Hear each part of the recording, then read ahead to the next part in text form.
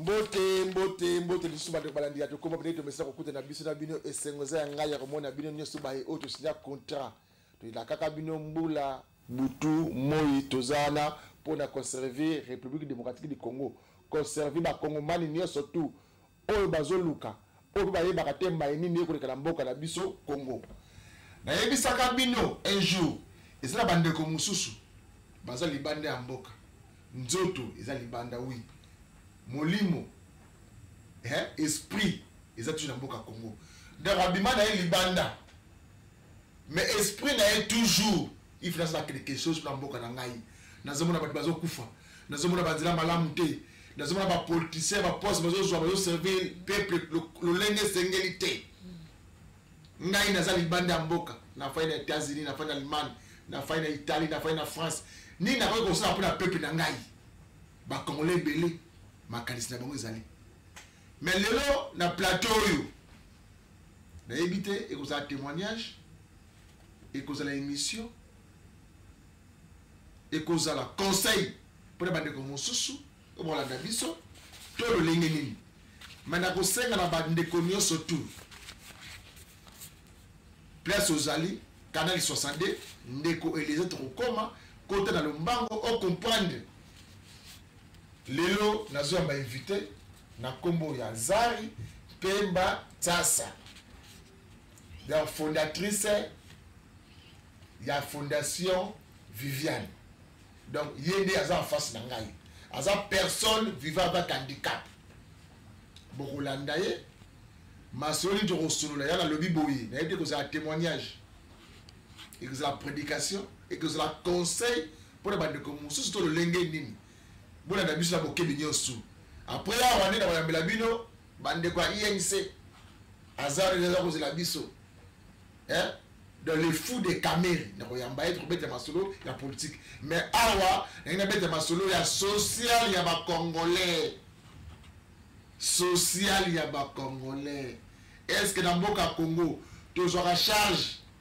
na ba handicapé na ba soumiwe toujours à charge il y a orphelin, il y a orpheline, tous ont à charge. Il y a autre ben dans ma fazer. Ils ont bande comme sous. Ils ont don à botaminer yango, habité. Na ko tika moze tout fait moité. Tika ngala la sakabatu, ndene ya osala bulamu. Ndenge yemoko excellence ndeko Eliezer alobaka pesa muninga sourire. Donc maman pe lelo donc pesa baninga sourire. Bona dabisa bokeli nyoso. Mbote maman. Mbote. Na biso na masaki comme on a eza bongo Zari Pemba Tsasa Viviane. Ah, Zari Pemba Tsasa Viviane. Mbote. Mbote. Kia mbote ke. Kia mbote kia. Non. Kia mbote. Mbote yako. Donc de petit moment que les amis eza na namuno na bango. Are you muyombe? Yes. Kia mboka ni. Chela. Chela. Ah, vous êtes fiers vous avez muyombe. Oui. Ah, mais quand on quitte quand on comprend tout la sentir dans la face. Et muyombe. Non meka. Meka. Basi chela bombo tindi muvenye. D'abord comprendre moi c'est que l'émission donc nous avons face à des connexions moko ya Congo central. Fondation Viviane. Viviane. Et Fondation Viviane. Vous voulez c'est que comment on a désolé la pour nini Amos Lubaki. Fondation Viviane.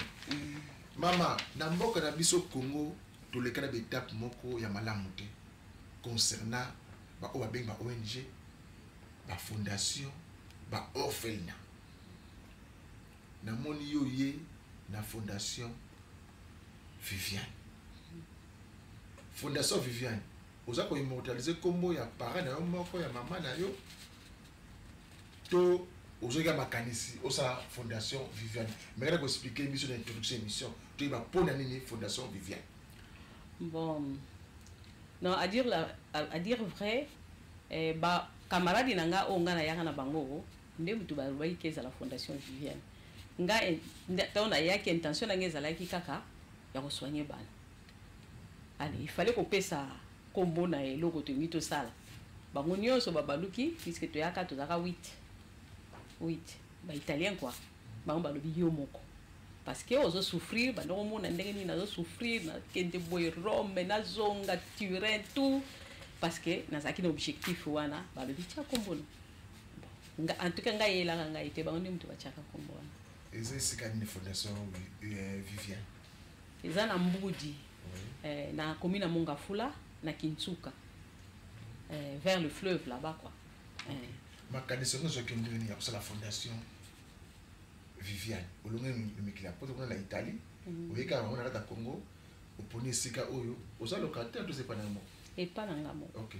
Ma connaissance qu'est-ce qu'il y a? Et utaki nangamoko, nangamoko parce que na lekisaki ba période ya vie ya pasi mingi après accident nanga nazaki mwana mokie na koyaka na nzete na internat ya kango na mayombe na koyaka nde kokoya na nzete na internat obota mabote non na bota mabote accident obota na moto nyonso oui okima pe mbangu na nazokima mbangu nazomema baleki na nga nazosala makambo nyonso tu ndenge mwana nyonso azalaka nakendaki nde na internat po papa na nga alingaki kendaki litanga na bakongo na internat ye moko atangana na kango ale nakendaki na nga nazaki na kati ya internat nde batindaki biso ekata bakoni nga kwa mobulu ezalaka mwa mingi ale na mati nake kobenda koni pe nde nakoyaka tamo koisi pourtant nakoyi nga nazalanga mwana mokie puisque naki na école primaire.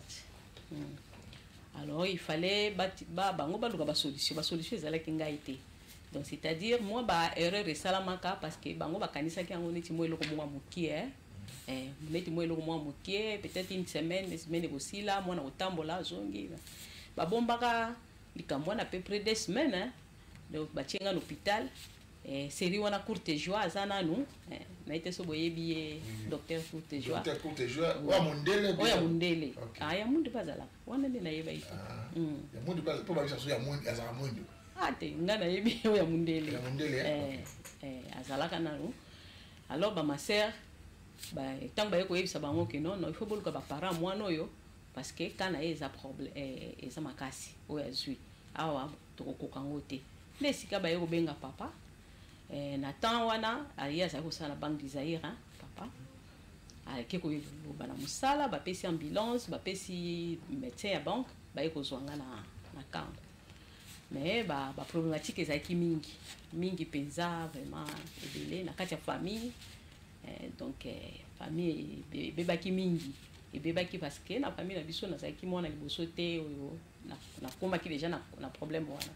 Donc moi bana bazoko kufa moi bana boye donc ma croyance ekoti alors nga na vivaki yango mingi donc au moment où j'avais besoin vraiment de mes parents allez na comme victime na kati ya situation wana ole ba s'occuper na nga bango ba komosa ba bitumba na bango na ndenge na bango ende wana eza ba souvenir na yebi sala nga pasi mingi ça va passer oui tango yo ye oyebi expliquer biso ni asili komi la kiyo tata nzambe apesi yo makoki e bana na lobi malibana mboka mbena ko expliquer biso wana penza ezalaki na ngokaka ne balobaka nzambe ezalaki nzambe nga na bimaki no kite nga na komaki vraiment presque comme enfant de la rue donc parce que famille complètement kabwani tout ça mais nga moko kaka pe toujours na yeko fungola na yekoli na saki couper couture non mais na aide ya batu mususu na aide batu mususu après na to saki éparpillé un peu na bandeko tout ça nga na fungoli mo atelier na ngai na kota brikin na bando tonga na bandi ko tonga na bandi ko récupérer siko baleki nyonso oyo bazaki éparpillé quoi na passi par là na sangisi baleki na to bandi biso ko vivre tant na yeko somba terrain nanga na Mbudi. Alors moi na liboso oyo ngai na zwaka na lobi na meme na ndako zaki un enfant avec handicap na longwa na tongo na kena kotonga no na kosa musala na mona aka batika mona sanzete parce que na série wana zaki na bandako ezate donc batna bakoti penzate biso tukenda to sala déjà. Alors na zui mwana wana na yene na ndako c'était pas vraiment accepté na ba ndiko na mususu yo to ça déjà na ba difficulté yo nga bino non bino nyoso tu nga na osala nyoso tu na aider bino mais il faut na aider parce que ndenge na azalaki wana soki na ba na aidaki mwana wana te akokaki mpe kopusana kobomona ye lelo akomi mama, mais c'est incroyable, hein? Ça ba miracle, parce que handicap nezali makasi mingi. Ça alors il faut pe na aider na oyo na sala oyo na motema nanga, mais yebaka à travers moi na wana ndenga na komangi na Italie. Oui, à travers moi na oyo, à travers moi na wana ça nginde kona yo to molekela elo te kaka ndenge na sako leka na balabala bango bazali ko kengela ndako moko boye ndenga na kenge na moni mwana wana batikaka na zuye na ina to zaki na biso kaka pembeni. Allez mama na ipase peli na tuvandi tuvandi na biso ala luki pe na tie na classe ezaki pembeni na biso sango moko aye ko tia maternelle côté kuna na kotisi classe sikoyo tellement que au cours ya vie na ngandi na bandeki ko keleke na ibaka mwa mingi basango na ibaka mingi basango ba edaka ngai bon si pour le moment non. Alors na bayebaka ngai alors abe wana awuti poto aye ko bazo lukanga kwa ba lukanga te ba yeko découvrir nga moni ba papa belé na porte ndako na yango ngape na kina kati na bimia na yabi na sepeli siko tant to solo li esilo za bien ngabi na ça très bien tout ça na to sala wa bien donc yo tondisi batu na ndako ngabi oui parce que ça joie et quand ils sala ngabi bien nde alobi na ngelo nga na zozonga na ngelo nini yo lingi na pesa yo atuna kanga nga na ebisi oyela nga chaise mwa mokie pona sana mwana moka mokie atanga na ekolo wana kuna bamemake na maboko alors na linga sana chaise moke po batindika kaye ya lobi ambo mwana ngo aza wapi ngabe aza na ekolo kuna so ne to kati siboy okokone umona ye na ekolo ekolo ya nini ma maternelle ya Mbudi ya Saint Léonard ya paroisse Saint Léonard siko ya lobi non soko za na photo pesa kaka menga photo nazalaki nango ezalaki ya mwana na memi ye ngabi nga nazaka na oyo tango wana ba telefone talaka nasa na oyo na memi ya lobi pesa ka wana naza pressé tango ya zongi akuta na ba famille oyo bango basepela nyonso na osala wana ngape nazaki très jeune akuta na ba famille yango balobi to somba chaise pona mwana wana mais biso to ni ko adopter ye siko tango ya zongi liso batindi ya ngana lobi te adopter na bango ye nga déjà nazala musala nazo sama kamunanga tout ça nazala nga bien o siri wana pe to sala ka bien il lobi te na bisi bango balobi balingi kaka yo. Alors c'est ainsi qu'aventure a vu na ngai comme ça ngana italien mais les lots c'est comme na Italie aux hommes na mboka Congo vous avez personne vivant avec handicap quand vous avez charge ya kozwa ma koki moi mingi te ya ko osa orphelinat donc bande boko la bato koyamba kolesa ko soigner ba personne vulnérable de benga bato so ba boaka ba mona ba bando ba mona ba portatif OK user personne vivant avec handicap et notre donc senti et loko wana uteki uzo ngono ndingini nazo ngo normal bon ngana considération on ezate pa na na biso zo comprendre batu mususu baza normal lokola yo azoya a makolomi bala uti aéroport tango zo ta poto auto maman chanter nayi flat nayi immeuble na zo tonga mais yo tango yo zo ya sikozo na makanisi ya roboko sa orphelinat na moko boye po batu yebi orphelinat batu yebi ba centre ya bakini et ce qui parle à bateau il va se la makoki mingité ya na ba makanisi zo utawa krayo ya ko salisa bando banda le bigi ya ngombe sale ke o ko na mikila poto oui mais si zo ko tsinga te ezalaki yango tinga na zaika na mwana wana mais elo nde na ina loba ngana yaki pona osala orphelinat te en tout cas tant on a yaki ezaki pour enfants avec handicap orphelinat wana e boti tant ba abandonnaki 3 enfants babandonaki na bayaka kinete ba parents bayaka na kinenga na kendaka nanga to tiki ba kinésithérapeute ba salaka sentinelle ba makamyo surtout parce que nga vi nanga ezaki kuna je travaille nga na sala musala kuna alors mais biloko nyo sezo zanga na luka na banda ko luka ngonga moko ba pareil so ke na orthopédie na biso ba pareil ba nini tout ça ezali na luka kango partout na mona na sali conteneur na tindi mais au moins on a peine ngate. Mais il y avait des enfants qui ont été abandonnés là-bas, bana avec handicap. Si quoi tu bengi na bengi ezala ki bourgmestre c'est Olivier na ebisi na bi tala kuna na fondation kuna batiki bana o bongo adresse en tout cas ba kinésithérapeute ba kende kiti na ba adresse wana ba ke okuta ba famille wana bazana bango te.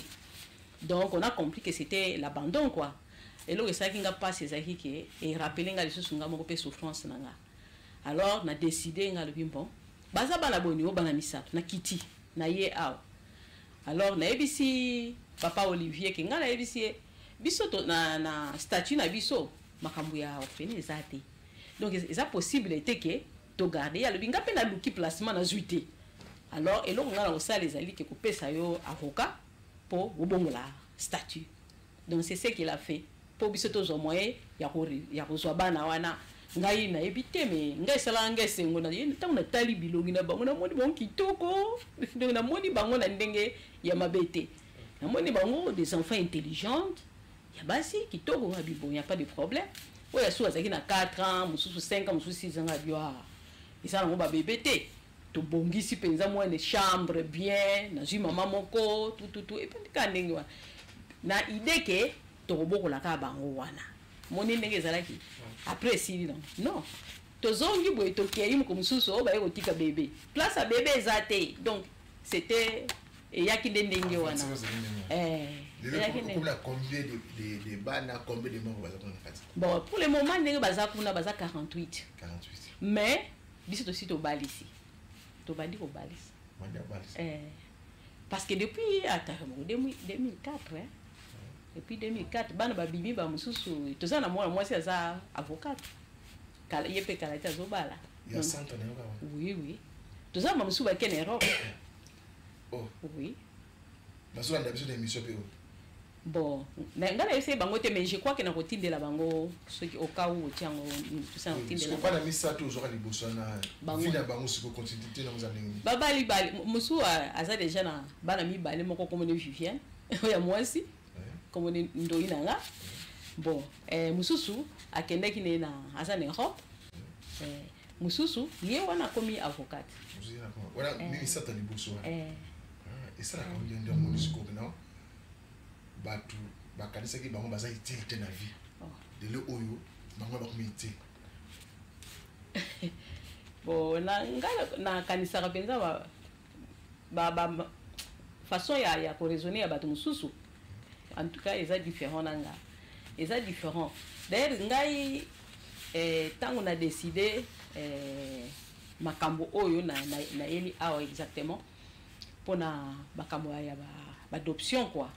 Donc d'abord il y a qu'au planter pour na makambo bana avec handicap et c'est là qui ministre Ingele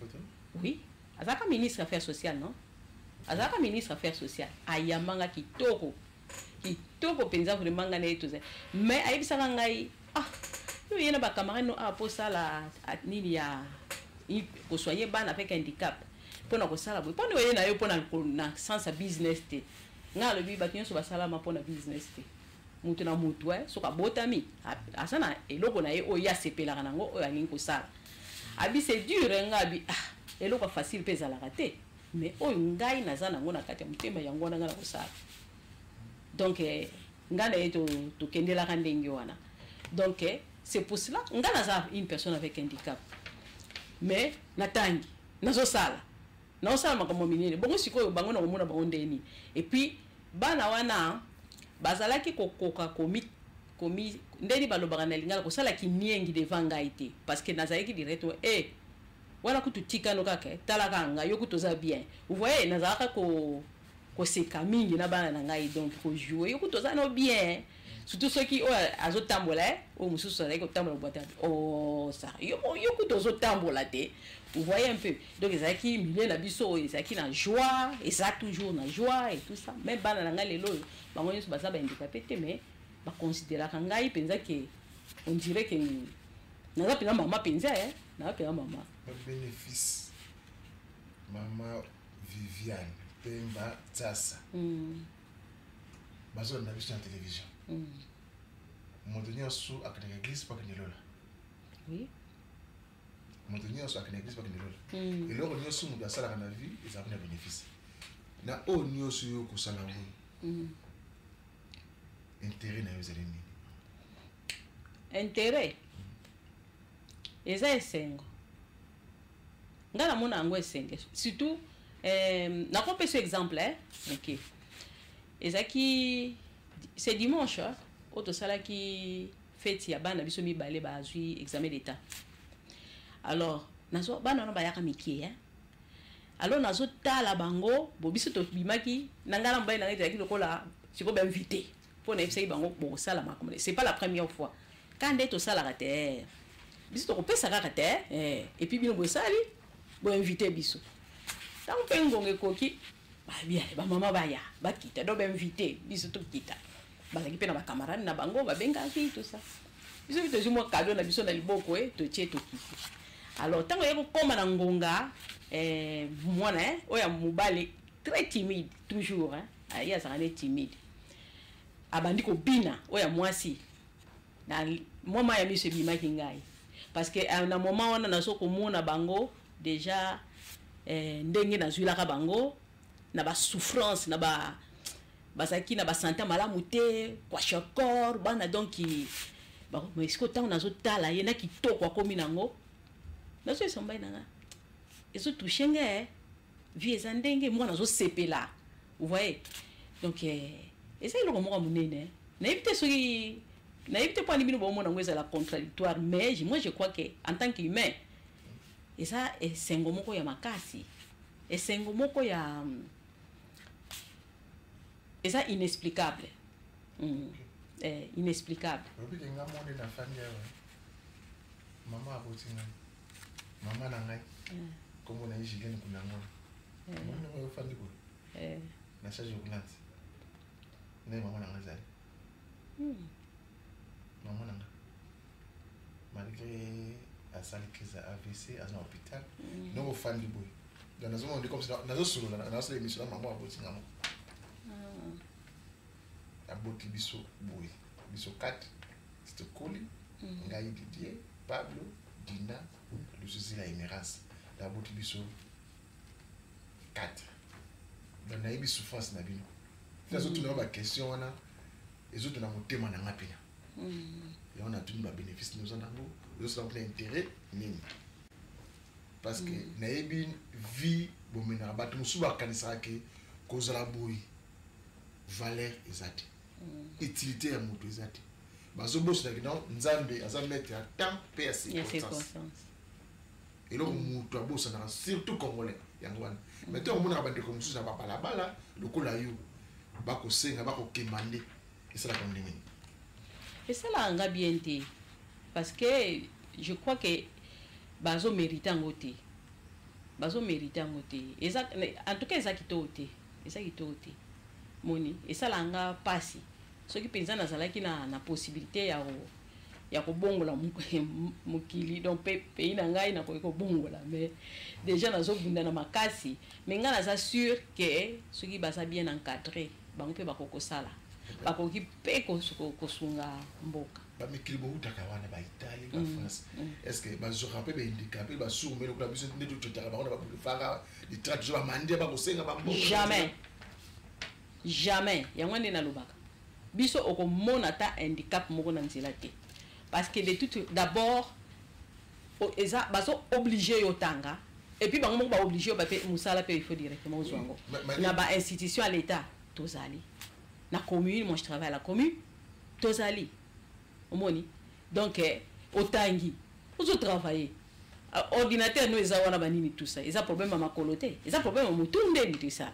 tant mutu ezo sala c'est fini. Et voilà. Eza mutu. Exactement. Moni. Mais parce que ba pesi bango opportunité wana. D'ailleurs biso kutu malamu kutu ba immigrant basenga na bango na ba biso na Italie to bana bazingari basenga kana nzela mais handicapé te poso ba moni yo un problème OK sengela na le ndeni na pimeli yo musala. OK. Bon mobali ngo lobi mobali na ngo pesi mbote dan. Na pesi mbote. Olinga kai mingi. Makasi. pesa na mbote tu soma dire qu'il y a de comité pesa na mbote pesa mbote papa kinyani pesa mbote papa Feli na pesa mbote to pesa mbote mingi na papa Feli na binga capable capable Feli mais makambo lobi o ya kwa adoptation ni les autres nakata makambo adoptation bon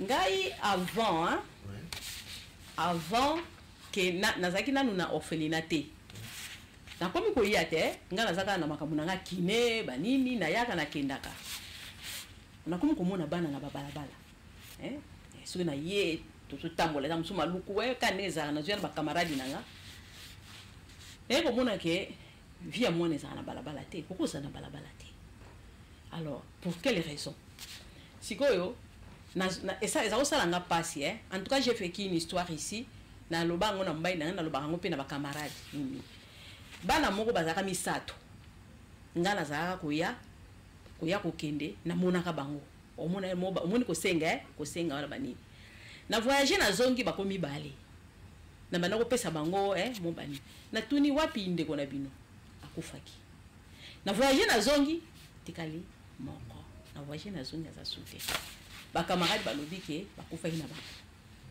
basaka mikie eloko wana etushaka nga makasi. Alors ngai na bandeki na nga ko continuer ko vanda normal jusqu'à ce que na eki ko zo ba camarade moko to vandi na biso bambule belé mais moko miso bazo beta masolo bango nde bazo beta masolo non basala ka adoption na mokili mobimba, c'est-à-dire que soit en Amérique latine, en Afrique, na ba place bout ngane si bango laxini parce que moi na yeba kina makambo na penza na kokotango na katite laxini ko yangeza laki baswinga ba kena nge chita dit balobi non ça ngabi ah bon boya pepa na nga bana bazana besoin na ba famille. Vous voyez ce que j'avais fait na mema bango allez na tiki bango pe bango basala na bango nde basala bazui ba foka na bango tout et puis on a commencé à adopter les enfants. Adopter les enfants. Ngala mona kiango moi mingi mona soki na ye na zongi mona ba mama mingi ba orphelinat. Il y avait lelo ngala lobake ba nga baya. Donc tous à la 5 orphelinat. Ah. Mususu ayaki akomaki kala alobi a umeli azaki na mambo sa no fena zongi. Donc tous à la 5. La première maman wana akufeli batata nemi ba le tata kulutu na tata leki. Donc échappé. Alors nde esika wana to ya bandaki ko tindanga mingi ye mama wana ke bana bakendeki boy otalela ngai o alors tant nazo mona vie ya bana vie moko ya excellence ya amour ya bana moko na ebitende na rolo bano mwana nga na lubi me pona nini bana koto bakufaka koto bazo ya baza bien bazo mais bana qui soit libéré non mona mona kiango bien parce que ngala iko mona bana na bango koto bambana ko mona te bana soki ba sali ba pratique bana ba kei mais ngai so na kei na ko mo luka surtout que na ba camarade mais bino mona moko boye so ba die bisinga ngape na luki na moni so na lobi na bango kaka moi je suis l'ami ya mama Lumengo mona ba yambinga parce que bazo se rappeler na mama na bango de l'orphelinat. Donc namani ko sepe la penza et pendant que ça qui est sengoke c'est sauver les enfants. Sauver les enfants. Nazo vivre kuna nazo mona ke bana wana bazo koma ba héritier okutu bakoza nango awate. Parce qu'une grande partie mingi bazai ko mona moko mais moi wana moko o mona akotika na héritage ya ba parents na parce que ba loi kuna ezali ya kosakana te. C'est leur fils, c'est leur fille, donc on va pas faire héritière, ça. Moni. Alors, mais pourquoi est-ce que banango bazalaka awa pona batumoko o baso s'occuper de bango na bango te? C'est d'abord ça aussi la question. C'est bakangaki. Après bakangi bon bakangi bon on va yebi. En tout cas ndenge tolo to skala ba yeba te. Les gouvernements à l'époque il y a président Félix to à l'époque. Non. Il y a président Nazasi papa Félix a bossé à Bilo ande konete. Et ya mona mboka. Et président oya awitiko akendeki. On a beaucoup réfléchi sur ça. Motif de tikala ko yebate. Nini kanga ki ngandira Assemblée nationale. Bon ngai na yebi na nga pensa bien te. Ba raisonnement ngeza ko zala kaka. Est-ce que bazoko banga ba congolais? Parce que il faut reconnaître que bana mwana asa mwindu te ngala zongi tangwa ke muteme ça toujours mutolo eza toujours parce que bana wana bakindisa ke alors plus ba pusani soki tokotala na Noël et que ezabo boko ko benga ngai vraiment na yebisa bino tala moko déjà azoya parce que ba yebisinga azoya donc so ba komi na 18 ans balingi ba mona mabele so ba kiti ba pesa ka bizu na mabele omoni oui tant so ba boya ko ba ndenge komela na kisasa bana musu ba mo bunga na banzela bana mususu ngo ba ke mutu ko donc ole oloba no so ba adoptation ko ba ki koteka donc ba so teka bato mo teka bana comme si comme vente ya bato ko vente ba être humain mais voilà pour nga na benga ngo ba ko pesa ba ko comment on dit bana bazala ba victime il y a manque il y a comment on dit il y a responsabilité à bato mususu moni parce que biloko wana eza na ministère affaires sociales genre et famille ba ministère oyo esengeli balandela makambo wana et non punir les enfants qu'est-ce qu'ils ont là est-ce que bazalaki bakomaki na niveau te ya koyeba nani azosala biloko wana bazalaki na capacité te ya koyeba nani azosala makambo wana bazala capacité zena maman moko ayebana ki makasi na boulevard du 30 juin il y a commencé on dirait Zando basalaki ni na maman wana elle a été punie babiti le lazala kana il y a commencé on est tout na Zando no on zabitula na zigida wana bati ba tomisoni ba tomati ya tete ba bongo bana ya mike ya basi ya koteka ya mwana mutete mo konje kolo Congo ya kala wana lobaki no banda lelo makambo wana esili après asalaki nini pona bana wana tango batika laki c'est le ministère affaires sociales on a beaucoup de choses na musala na nini ngapene ngai na tuna ndeyo parce que bino yo sala kata social wana la titre social ministère parce que tout le monde a ndenge comment on a besoin de tambola tout ça ba congolais ils besoin congolaise outil aéroport kiti aéroport international dio kiti tout le monde a yoko ministère affaires sociales ya mboka kongona ici ka yo outil et ce ministère affaires sociales existe ngai na yaki awa pona lobelango na sali 21 ans nana mona ministre social pa na ngai tonkuna na orphelinat na orphelinat nana mona te oui comment na yebi ete ministre affaires sociales na yebi ete donc nga na si na kotimba le belé na koya na ngai moni fondation Viviane eza établissement d'utilité publique je crois que vous comprenez c'est-à-dire tant na imoni ke na komi kolemba mo mukie naza na posa na vivre er moko boye na ye er moko boye pe na kepa mususu eza droit non na ba vacances na le bisa établissement d'utilité publique na bandela ka une première fois na ke na ministère calé ya affaires sociales na lobi na ye ba yambinga pe bien to solo li bien na ebisi bango ke tala ka bana kasi bana na bino te tout ça et puis ngai na sali eloko moko boye pona mboka na nga ce n'est pas ezala po eloko moko personnel mais eloko moko pona mboka na nga boko ozwa te question na ngeza la ki yango so boko ikoso nazwa ki réponse te na ke loko nazwa ki réponse te bana bazali nyoso eza kuna na ya kinene ya nini na continue te kobunda na ye lisusu na kendaki na ministère ya genre et famille na leka na TV na likambo wana na ye pona koyebisa bino ke boko kozwa te balobi ba moyen za te ndi yango na ti lelo nga na continue ka koya alors ndenge eza boye le premier tuteur ya bana wana bayaka kuna c'est le bourgmestre non na yebi ete bana pe ba yebi ete depuis na yebaka ya monga fula depuis na yebaka Olivier peut-être que ya yebaka musala na ye Olivier azali ko cha misu mingi esili bango nyonso baya na tikalo yeba bango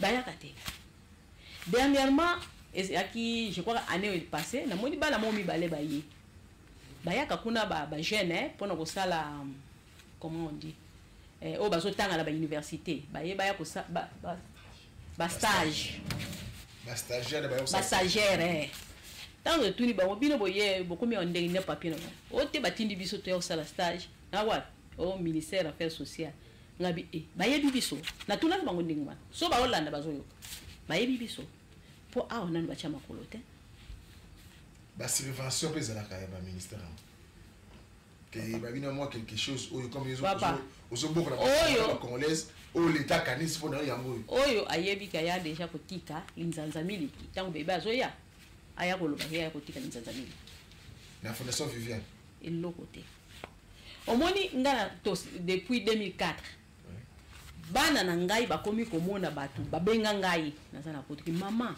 baya kotala biso bayeli biso sucre loso na eza ntango papa Fachi a comme président je crois que na biso solandaki yango no ntango alobaki azalaki na mama molongani na ye pembeni azolobaki bokende kovisite bavieillard bovisite orphelin tout ça ils ont fait quelque chose comme ça et bima nde à partir ya wana nde batu ya bonne volonté bayaka baye na mwa loso baye na mwa farine na bango semoule sucre oyo pour l'état congolais natikala kozwa eloko te jusqu'à ce que naza même na baproblème ya nga nazwi baproblème ya bacontener 2 fois Fofana yebi biloko wana alandela makambo wana mais moko ti lelo ebima te dernièrement na ye awa ngai na belaka mingi parce que kana ngai ezaki ka accident donc j'ai des problèmes de santé au moins tant mosusu na ye awa na kokozonga kuna sali inane naza na hôpital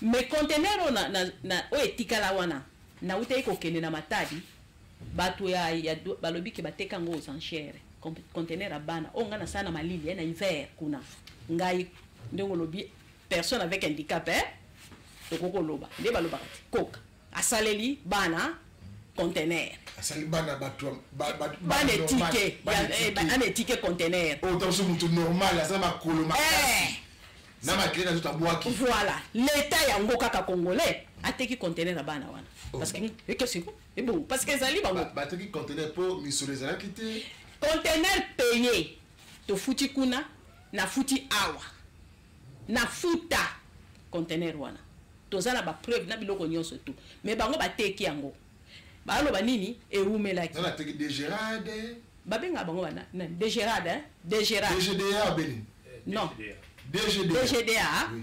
Et puis bazoloba na ngai nini opo conteneur eumelaki wana et puis conteneur eumelaki pona nini conteneur eumelaka soki nani bakolo bateau donc armateur bazui retard comment ko futi c'était mais o wana ngai ta na ye na lobi mbongo yango oyo na skera ngai confiance ezanani et pas ya nani ba déclarant puisque ba tiela biso na problème ba déclarant wana pe to comprendre ka yango te ngai personnellement na comprendre yango te plusieurs fois ngana bunda na boma na ba matali ka pona makambo ba conteneur na ngana sala ya bana comment est-ce que ngam tu na sali eloko kuna na zama yele puisque ngam na sali no c'est que la sike na zama yele mais so to komi awa biso to zama yele te bazu na katikati ba tieli biso ba déclarer na bazo sala biso boy ya ko boma et je ne suis pas seul batu oyo nazo ba bana poto nyonso tu bazana poto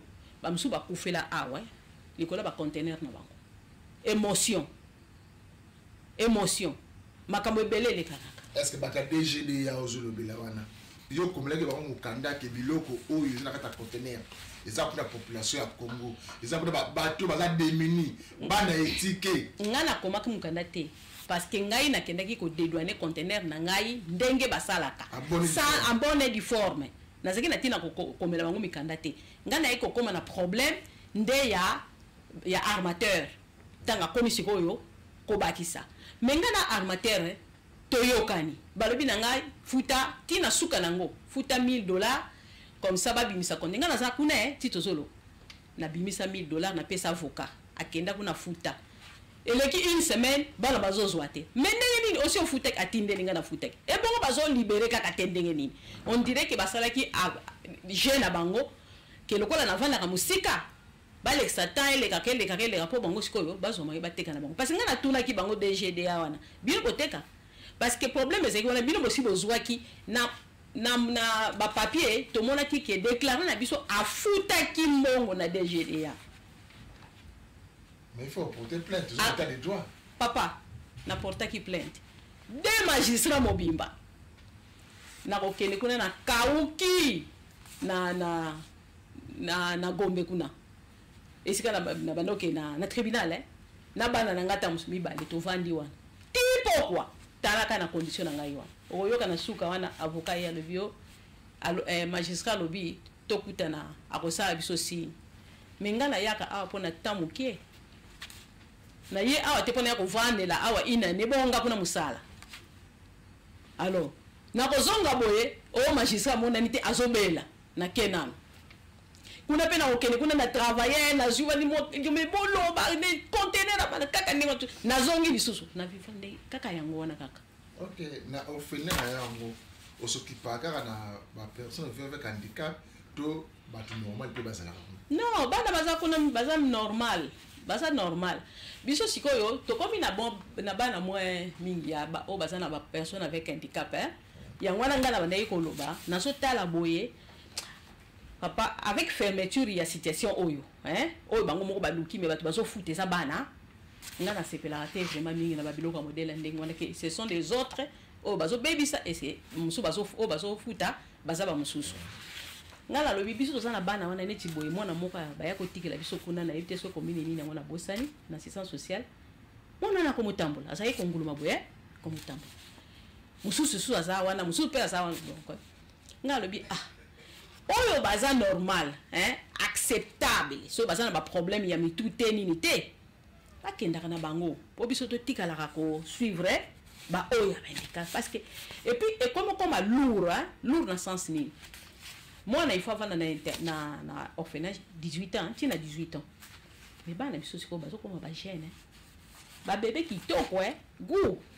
Donc à part nya ou baza no mi kenyo surtout mais tant moi na zo poussana.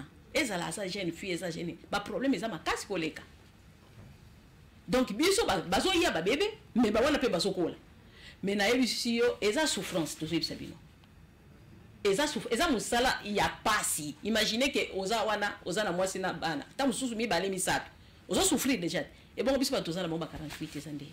OK, 089 donc plus 243 89 82 et plus 243 89 82 41 493. Et un numéro où vous pouvez contact.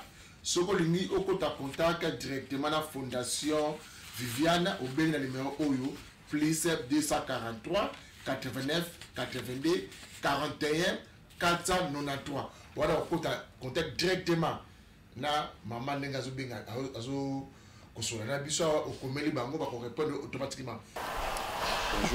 Bonjour au peuple congolais. Bon, moi je m'appelle Viviane Pembachassa, on m'appelle Maman Viviane. Et je suis la fondatrice de la Fondation Viviane qui est située à Mboudi, donc dans la commune de Mongafola. Je voudrais quand même vous expliquer un peu ce que nous faisons, disons, à la Fondation Viviane. C'est-à-dire, nous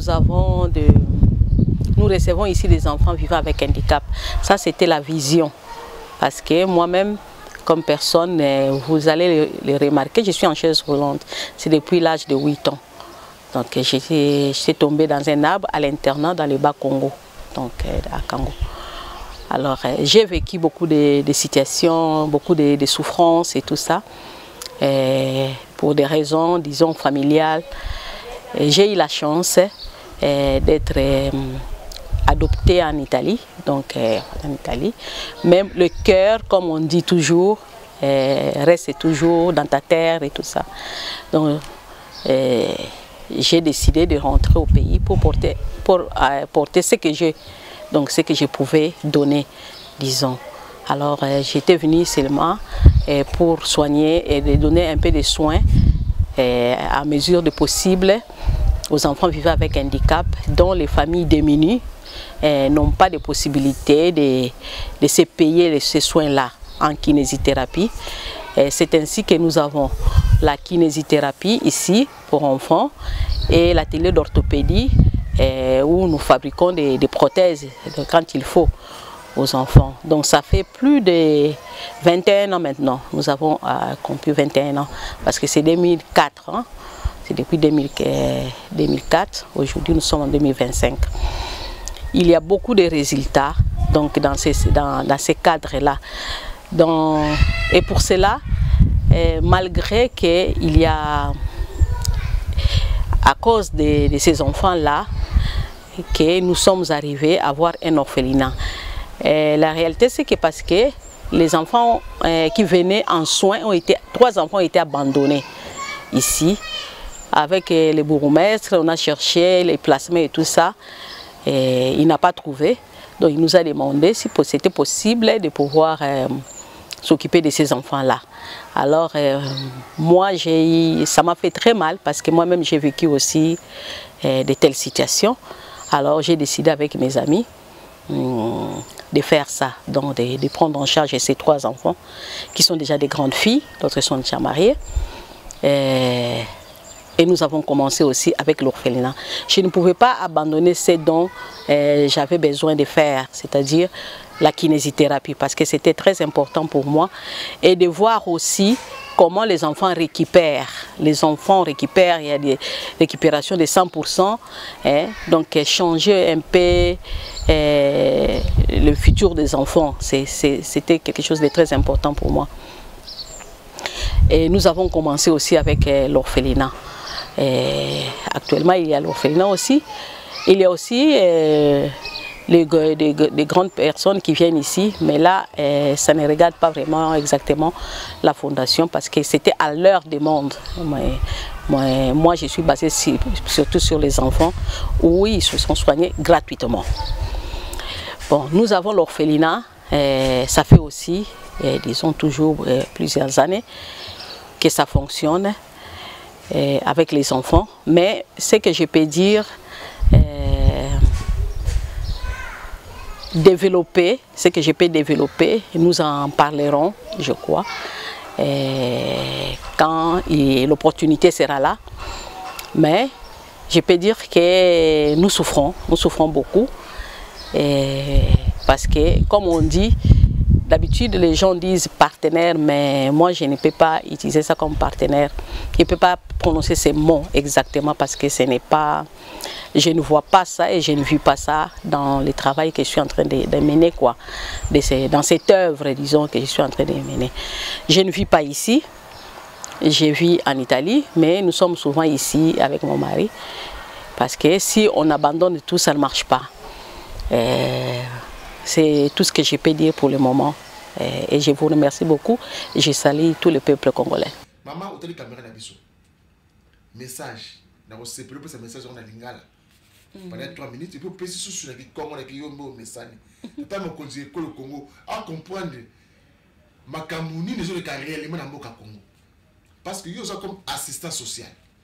Malgré que vous avez des difficultés, vous avez des histoires de awa, vous comment retomber en vélo, vous avez normal. Vous avez mettre à circonstance. Un jour, attendez, vous avez normal avec un jour au souka. Il n'y a pas un jour au souka. Parce que vous avez mettre vie à battre. Les enfants. Si vous avez le binoté, attends, vous avez un tout. Donc, Panzambe, oui, les oui. Non, les non. Tala caméra d'Abisso. Il y a des gens qui ont Congo. Funda, Batemite Mamabe. Bandoki. Balingue évolution à Moka Congote.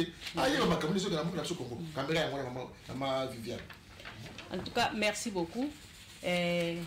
Nazo tinda message nanga o nazo loba, nazo papa président, papa Fachi. Que biso tolingi mingi. Ande ko na biso za mwana biso. En tout cas, musala na yazo sala na ye yango malamu. Mais balobaka ke musapi moko ko sukula elongiti. Alors, batu oyo ozo pesa ba place ba misala wana on dirait bango nde to bazo ko bebisa makambo. Bon ngai nde naza boye na komaki lettre déjà pour na makambo oyo etali domaine na ngai papa que Hollande lango na so qui fait réponse ba yebisi ngai ke il faut ba ministère des droits o ba tala makambo na batala yango ba ministère tutelle ministère tutelle papa loba na bango parce que biso ngane na sabwe na posa ke mbongo na biso ekende mala parce que ngai congolais nyoso za ndeko na nga na lela kana butu na lela kana moi so yi makambo eza na Congo atanga na mboka ya mupaya mena lelaka to sala ka ba jeune pona mboka na biso ezala bientôt ça na kimia to so mériter yango eza mabele na biso o ba koko na biso batikela biso doto sepela kate donc nazo senga yo papa oyo nyonso zo sala musala malamu te na wuti ko loba mingi a chaye pembeni toza na posa mboka ekoma bien to vivre bien elongola bana na biso et puis na ba progéniture na biso o ba ko ya bana na biso tout ça bazala bien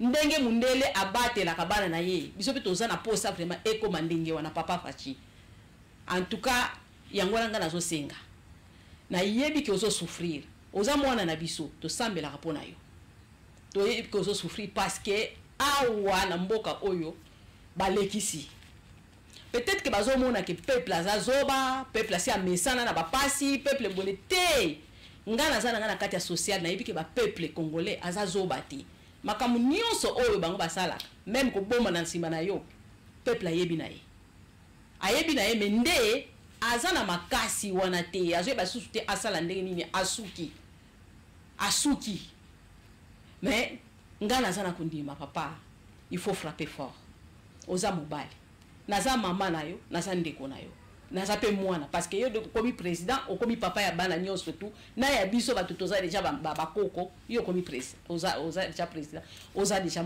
papa donc landela likambo oyo ngai politique na lingaka ngote na lingi na ngai yango te bien que na vota yo parce que ko voter ezali un devoir mais ngana sana social ba pesa biso possibilité biso bato to ningi na biso ko salisa ndele na wuti koloba tozozwa na biso eloko te esengo na biso ezali kaka bana basepela ndele to balisa ki biso to te ko balisa to sepeli makasi donc bana basepela alors ba pesa pe biso bato tozosala musala oyo possibilité ya kosala ngo na kimia parce que au-delà ya absence na bango complètement mais tozo nyo kwa malisusu baya ko nyoko la kabiso baya ko nyoko la bana pe surtout netinga na zalaka na ngate pona nini pona fufu o bakenda kotika kuna na loso bango bamona ake ekeni na bandako na bango donc eza kito côté papa oza na pasi mais biso tozo soutenir yo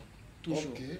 Merci maman ezaki bongo fondation Viviane Dam Zari Mpemba Tsasa fondation maman Viviane donc yende apesi makanisi na wana mais ko sala pasi mingi na commentaire na ko sala tata makonzi ekolo Congo tanga yingla na ibonga alobaki ete ba diaspora niyo surtout o bazali banda ya mboka boye na mboka na biso Congo to sangisa mayeli makanisi to faire développer mboka o to tika makambo ya kofinga naka ya koganga na ba réseaux sociaux to ya mais maman fondation Viviane yango yeye na mboka Congo bande kwa DGD ya conteneur eza wapi bande kwa DGD ya conteneur mama Viviane eza wapi masula ko betawa conteneur et na ba vélo bilamba tablo wana ba pampers bilo obi yibi ba biscuit bambetu ya bana betike ba ofele ya bana bongoli bande ko na bambongo mususu mona muzata na ba chip na mituka ya cher ba veste ba cravate kolula te obi sika zo yango te conteneur eza wapi eza soni na mboka na biso Congo tata mo konzi ekolo Congo azo promet chaque fois droiture ba congolais ba congomani to na ndela toujours yango makambu ya Efes Mutamba ex-ministre justice tade o mona lomba condamnation 3 ans mais bino condamné à mameza quel demande le peuple congolais peuple azo senga nini miyibi bakangama moto abomi azala condamné mais na kati ya Congo moto ayibi te bazokanga ye oyo ayibi aza libanda sens contraire tozosenga dossier ya conteneur ifi tomona yango mama ye awa alobi ke beaucoup mais monga fula kuna ya mbudi akoma te ministère ya affaires sociales eyebi existence ya baorphelin na baorpheline te eyebi existence ya bafondation te il faut koassister bango baza baassistance sociale donc mosala na yo ministère ya genre et famille affaires sociales mosala na yo eza koassister grâce na bango na baministère ezo koexiste ntango somo oyebi te